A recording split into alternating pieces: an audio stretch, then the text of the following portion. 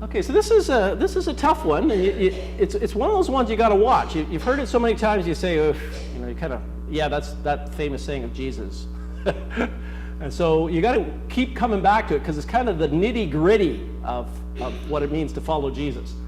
But when you do hear these various things, you know, the turning the other cheek and loving your enemies and all that, you might think that's an awful lot of bother. Why bother? I have some of you may, well, I know Renee and my wife and my daughter remember my granddad. He lived on into his 90s, and the last 2 years he didn't really care to do very much. And if they tried to get him to do something, they said, would you like to do this, or would you like to go out and do that? He'd say, well, I don't think I'll bother. Bother was like his favorite word to use. He didn't want to bother. There was something about renewing his license. He didn't really want to bother with that, so he didn't want to bother. So why bother? That's a slippery slope. Whenever you get to that point in life where you don't want to bother, you know, take a double check on yourself just in case you might be kind of slacking off in the wrong way, the wrong reason. So here is this saying: you have heard that it was said, eye for eye and tooth for tooth. Jesus says that it was said, it was also written. So this is actually in the law of Moses, it's in Leviticus. Eye for an eye, tooth for tooth, life for life. And we may think, oh, that's so cruel. But actually, at the time of its writing, it was actually quite enlightened and very just and fair, because we live in a world still, where people don't actually think that way. They're more likely, you know, if you knock out somebody's tooth, they're likely to punch your whole, you know, try to get all of yours back. Or if someone gets an eye knocked out, they might take your head off. I mean, we don't necessarily think in, you know, giving just precisely the right justice for an injustice or a wrong done, right? And that, I mean, people admit to it. In fact, there's a quote. I was going to bring it. I forgot to get it, but it was from I think it was Nikita Khrushchev, and he said that, you know, I kind of get some of the stuff, but Christ says, we agree on some points, but definitely not on this one. If someone slaps me on the one cheek, I'm going to chop his head off. So that was his perspective. That was not an exact quote, by the way, but a paraphrase. So that's the way we look at it. And I've noticed that, in fact, the Jewish retaliation method over the years was if someone did something to them, they responded tenfold, you know, to really make a point. So it's interesting that in their world, actually in their law, or the law of Moses, God's law, the thing was, no, if you knock somebody's tooth out, they knock one tooth out from you. And if you knock somebody's eye out, one eye from you. It's actually quite just, really, isn't it? Quite fair. And if you kill somebody, you get killed. That's as simple as that. So that was a fair, good way to run civil society, or a society. But Jesus says, I tell you, do not resist an evil person. Do not resist an evil person. So, first one here, there it is. Very famous, right? If someone strikes you on the right cheek, turn to him the other also. You can see that guy's got smacked on the right cheek already. Right? So turn to him the other also. A lot of us, you know, say, well, I'm not going to do that. Jesus tells us to do that. So the kind of idea, especially in, you know, for many generations, perhaps millennia, this has been a commonplace way to humiliate someone, to take your hand and give them the backhand up the side of the face, to scornfully slap them like that. And so what Jesus is actually kind of suggesting here is that, okay, after they do that, let them tell them, well, give me the other, or it's over here. Give me the other one. So you're welcoming them to give you now the open face hand slap right across the other cheek. Interesting. So why would he be saying stuff like this anyway? Isn't that demeaning to us, and isn't that not standing up to bullies and all that kind of thing? And so there's a lot of things that we need to consider when we look at these words of Jesus. And of course, a lot of theories have been thrown around as to what exactly he meant in his cultural context and that sort of thing. Well, one thing that I really think is true about this is a lot of this has to do with self-image. We tend to respond in anger or respond vengefully because we're humiliated when someone slaps us. But that really has to do with your self-image. And you know, if someone humiliates you, Jesus was totally humiliated and it didn't seem to faze him. You know that? And I think a lot of it has to do with how we get our self-worth. Because most of us grow up, our self-worth kind of comes to us by how people perceive us, what people have told us. And you know, in comparative terms, well, you're better at this than that person. And so you kind of get your self-worth from how good you can do things a lot of times. Or what other people think of you, or how they define you. And so we may get our self-worth from you know, how good we did at school, or how much money we make, or how important a position we have, or you know, how much education we have, you know, how many degrees we've got, all those kinds of things. And that's commonplace in our world.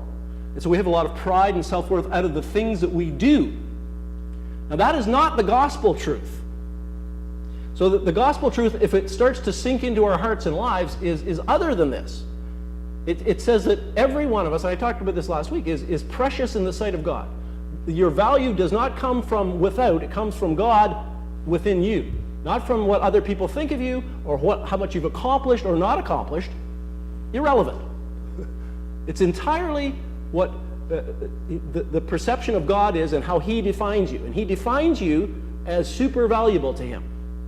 Now, we're all super valuable to Him and precious to Him, but each and every one of us, however good we've done in life, has failed miserably in God's eyes. Because we are sinners, so we're fallen. So for all of us, Jesus laid down His life, and anyone that turns to Jesus can be utterly forgiven and restored and be God's child. So that's where our self-worth is meant to come from God's defining of us.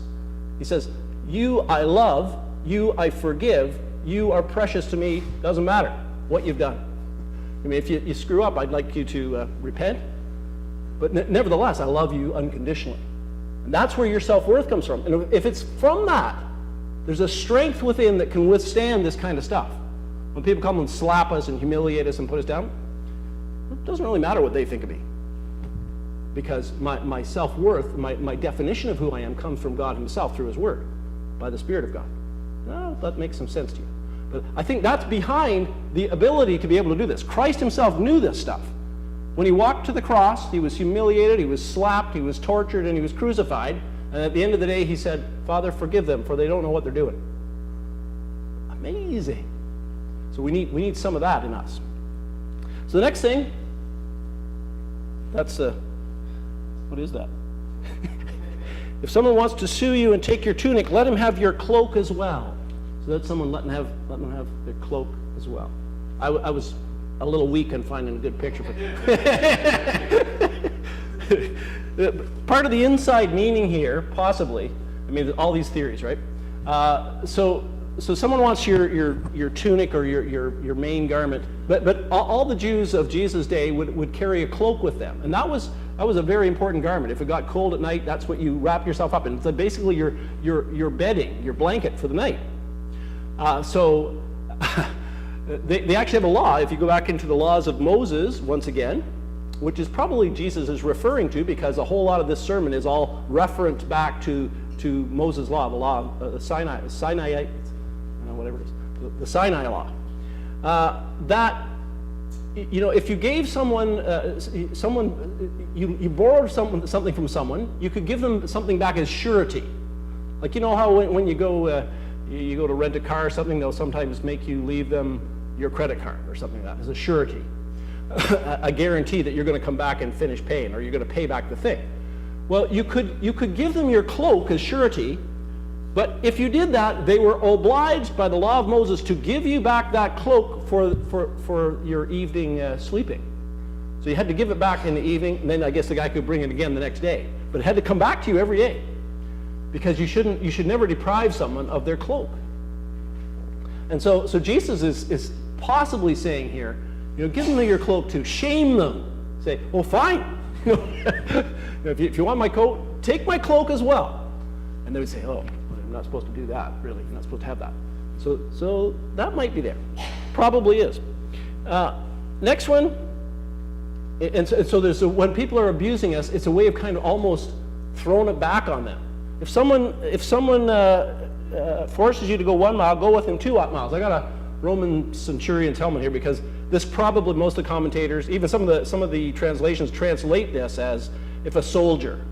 So it was generally understood in Jesus' day, the overlord Romans they had the right to conscript anybody, any Jew, to carry their stuff for them.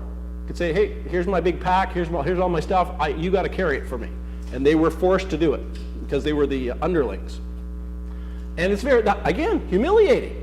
Right? They would just do it just to show that they had power over them. So Jesus says, okay, fine. If they say, carry my stuff a mile, carry it 2 miles for them. And again, what does that do to the person that's trying to abuse you or force you or humiliate you in this manner? And then he finishes it off with, give to the one who asks you, and do not turn away from the one who wants to borrow from you. You have to always keep remembering this is Jesus' perspective on when people beg and ask from us and when they ask and borrow stuff from us. He says, do it. And there may be wisdom that you have to bring into play when people say, well, if the guy in the street in Toronto asks me for money, should I give him the money? He's just going to go and buy booze. Well, maybe you shouldn't. Maybe you should go buy him a hamburger. But the principle stays. And not only that, I like this principle because I'm one of the world's best borrowers. So I like to have this backing me up.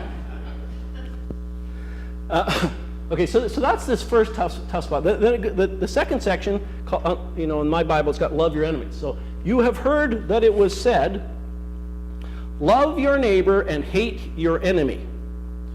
Now, that was not written in the Old Testament text. That was just something that had got picked up by the Jews by Jesus' day.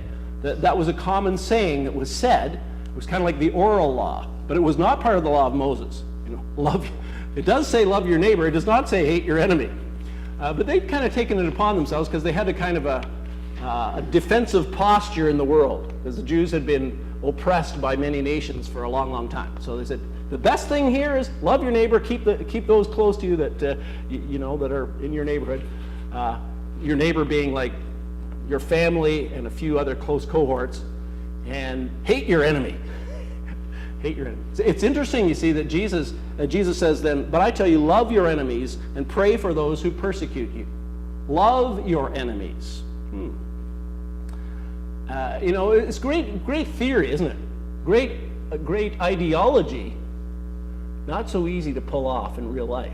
When people are nasty to us, and people are hurtful and harmful and destructive and abusive and all that kind of thing, which most of us have had experience of in life. Jesus says, love them back. Love them back. And if they're persecuting you, if they're doing something to bully you or make your life tough, pray for them. Pray for them. See, these things are not our first inclination. But Jesus is actually commanding it of us. Later in John, he says, if you love me, keep my commandments. Okay. But love your neighbor and hate your enemy. It's interesting that later on they're still thinking about this, because in the Gospel of Luke we read the story of the man that comes to Jesus and says, yeah, well, who is my neighbor? Because he wants to keep his nice narrow definition of his neighbor. And that's when Jesus tells him the story of the Good Samaritan. Now, a Samaritan would be someone normally who you would hate because he's your enemy. So Jesus turns the whole thing around and says, well, actually, you know what?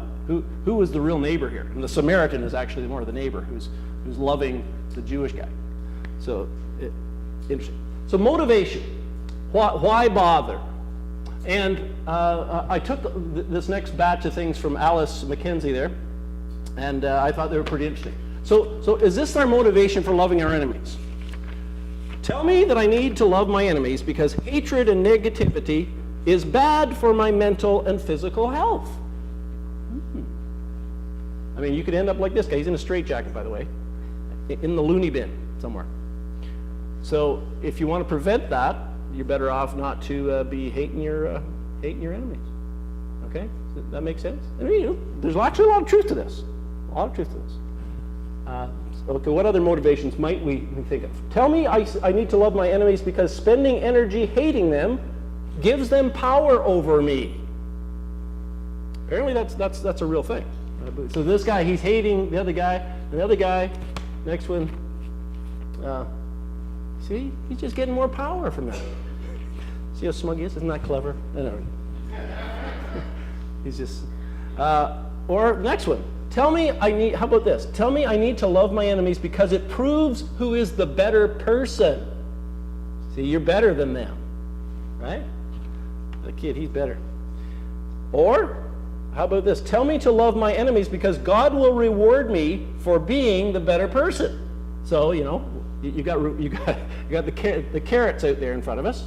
And maybe God's going to get you, I don't know what your reward that you fancy might be, whether it's halos and wings, beer and wings.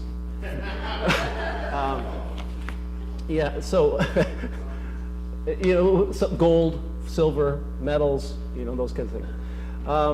Tell me to love my enemies because God will reward me for being the better person. Actually, Jesus says that's true. But is that the motivation here? Is that right?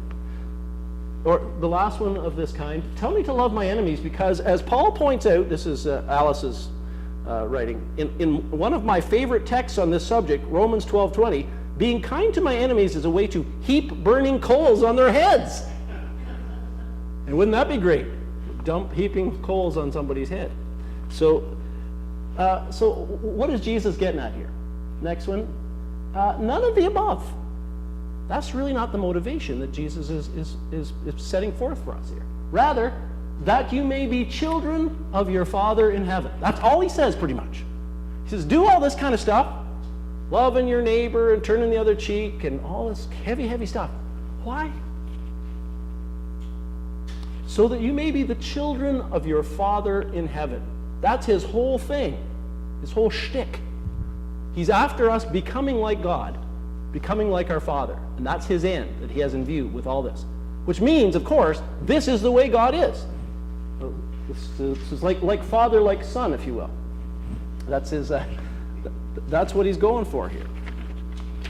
Now, and then he explains that. He says, your Father in heaven, for he causes his sun to rise on the evil and the good. Next one.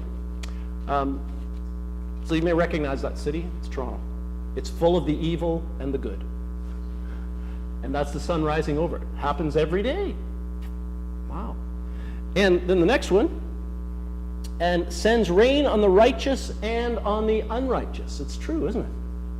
So what Jesus is actually seeking to do in using very vivid imagery here is tell us, God is like this. He's always blessing everybody all the time. I mean, he gives everybody, regardless. He's impartial.